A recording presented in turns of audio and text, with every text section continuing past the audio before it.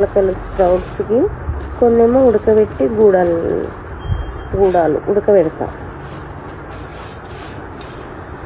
ఎక్కువైతాయేమో.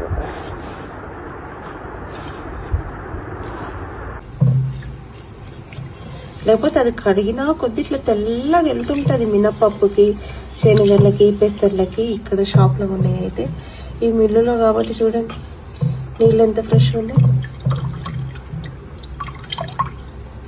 ఉలువలు నానబెట్టి కొన్ని గుగ్గిళ్ళు కూడా వేసా. ఆ నీళ్ళల్లో చింతపండు అది వేసేసి ఉలవచారు కూడా చేసుకున్నా కదా. కొన్ని స్ప్రౌట్స్ తీసా మొలకలు అయితే వచ్చేసినాయి. అక్కడ ఉలువల చారు రెడీ, ఉలువల గుగ్గిళ్ళు రెడీ. ఒక్కసారి నానబెట్టి 3 టైప్స్ వేస్తున్నా చూడండి.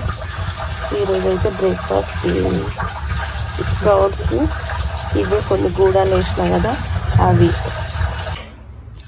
ఉల్వ గూడాలు అయితే రెడీ. గుగ్గిళ్ళు, ఇందులో ఒక ఉల్లిపాయ, కొత్తిమీర, పుదీనా, పచ్చిమిర్చి వేసి పోపు అయితే పెట్టేసిన.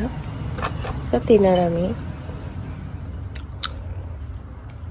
మీరు ఎప్పుడైనా తిన్నారా ఫ్రెండ్స్? తినలేరా? ఎంతమందికి తెలుసు ఉల్వ గూడాలు, గుగ్గిళ్ళు? మేమైతే అన్ని రకాల గూడాలు తింటాము. పెసర్లు, కందులు, మినుములు,